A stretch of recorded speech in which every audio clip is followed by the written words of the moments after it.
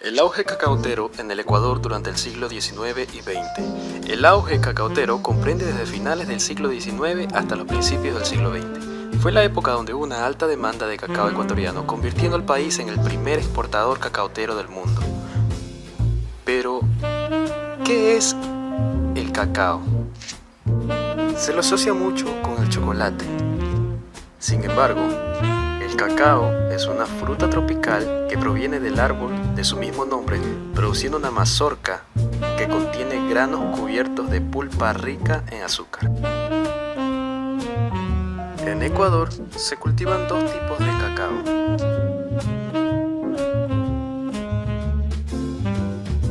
El cacao denominado nacional y el cacao CCN 51. La domesticación, cultivo y consumo de cacao fueron realizados por los toltecas, aztecas y mayas hace unos 2000 años. En la colonización, los granos de cacao eran usados como monedas y para preparar bebidas. Al ser una fruta tropical, el suelo fértil de la costa fue idóneo para el cultivo de cacao. Pero la provincia de Manabí, Guayas y los ríos fueron más idóneas por sus buenas condiciones climáticas. Región Sierra. La vigencia del latifundio y la posesión de tierras.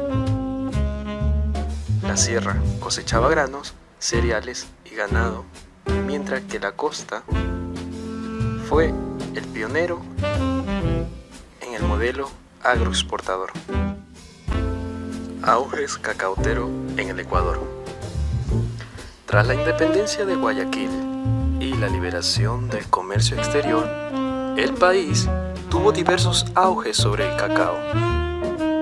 Pero fue a partir de 1880 que se proclama el boom cacautero, que duró 4 décadas.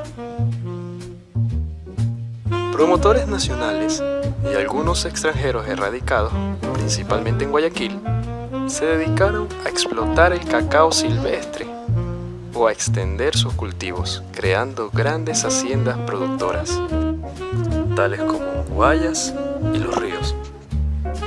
Pronto surgió un reducido grupo de unas 20 familias que controló más del 70% de las tierras productivas, conocidos como el Gran Cacao,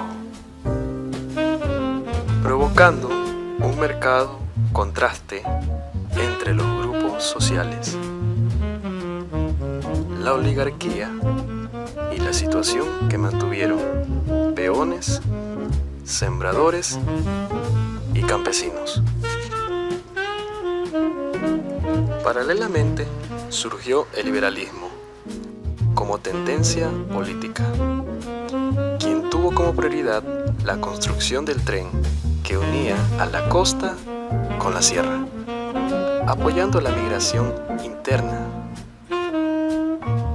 la cual trajo consigo un flujo significativo a la costa ecuatoriana para labrar en las plantaciones de cacao. Asimismo, se definió más las diferencias políticas entre ambas regiones, puesto que la región andina aún mantiene el conservadurismo apoyando a la Iglesia Católica. El gobierno apoyó aún más la industria cacautera al otorgar numerosos créditos con bajos intereses y bajar los impuestos para las exportaciones. Como consecuencia, se da un hecho catastrófico llamado la masacre del 15 de noviembre de 1922. A la sombra de sus posesiones, floreció en Guayaquil una burguesía comercial y financiera. Las diferencias sociales que se entablaron en principio abrieron una brecha enorme entre quienes lo tenían todo y quienes todo lo soñaban. De pronto, las plagas diezmaron las grandes plantaciones de cacao, deteriorando sus cultivos. En el mercado internacional cayó bruscamente el precio del producto. El gobierno defendió a los exportadores y a los banqueros mediante sucesivas devaluaciones del sucre que afectaron gravemente a la clase media. Salario y trabajo se volvieron inciertos e insuficientes. Los pocos que trabajaban cada día se sentían mal pagados o robados.